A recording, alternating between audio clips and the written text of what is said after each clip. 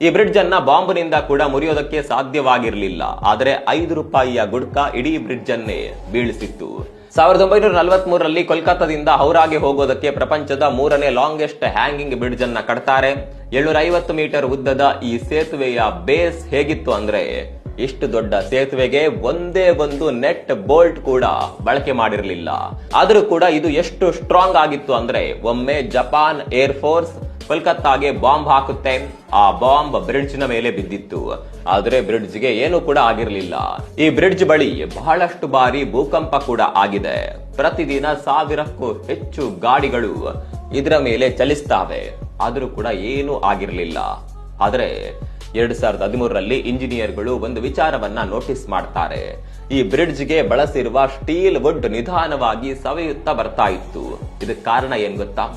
5 ರೂಪಾಯಿಯ ಗುಡ್ಕಾ. ಇಲ್ಲಿ ನಡೆದಾಡುವ ಜನರು, ವಾಹನಗಳಲ್ಲಿ ಓಡಾಡುವ ಜನರು ಗುಡ್ಕಾ ತಿಂದು ಇಲ್ಲಿ ಉಗಿತಾ ಇದ್ರು. ಇದರಿಂದಾಗಿ ಸಾಲ್ಟ್, ಲೈಮ್ ಮತ್ತು ಸಲೈವಾ ಸೇರಿ ಒಂದು ಕೆಮಿಕಲ್ ಸೃಷ್ಟಿ ಆಗ್ತಾ ಇತ್ತು. ಇದು ಆಸಿಡ್ ನಂತೆ ಸ್ಟೀಲ್ ಅನ್ನ ಸುಡ್ತಾ ಇತ್ತು. ಹೀಗಾಗಿ ಬ್ರಿಡ್ಜ್ ತನ್ನ ಸಾಮರ್ಥ್ಯವನ್ನ ಕಳೆದುಕೊಂಡು ಯಾವಾಗ ಬೇಕಾದರೂ ಮುರಿದು ಬೀಳುವ ಸಾಧ್ಯತೆ ಇತ್ತು. ಇದರಿಂದ ಎಚ್ಚೆತ್ತ ಸರ್ಕಾರ ಸ್ಟೀಲ್ ವುಡ್ ಅನ್ನ ಗ್ಲಾಸ್ ಫೈಬರ್ ನಿಂದ ಕವರ್ ಮಾಡುತ್ತೆ. ಇದು ಕೇವಲ ಹೌರಾ ಬ್ರಿಡ್ಜ್ ನ ಕತೆ ಮಾತ್ರ ಅಲ್ಲ, ಪ್ರತಿಯೊಂದು ರಸ್ತೆ, ಸೇತುವೆಗಳ ಕತೆ, ವ್ಯತೆ. ಒಮ್ಮೆ ಯೋಚಿಸಿ, ಗುಡ್ಕಾದಿಂದ ಸ್ಟೀಲ್ ವುಡ್ ಸುಡಬೇಕಾದ್ರೆ ನಮ್ಮ ದೇಹದ ಭಾಗಗಳು, ಬಾಯಿ, ನಾಲಗೆ, ಕರುಳಿನ ಕತೆ ಏನು?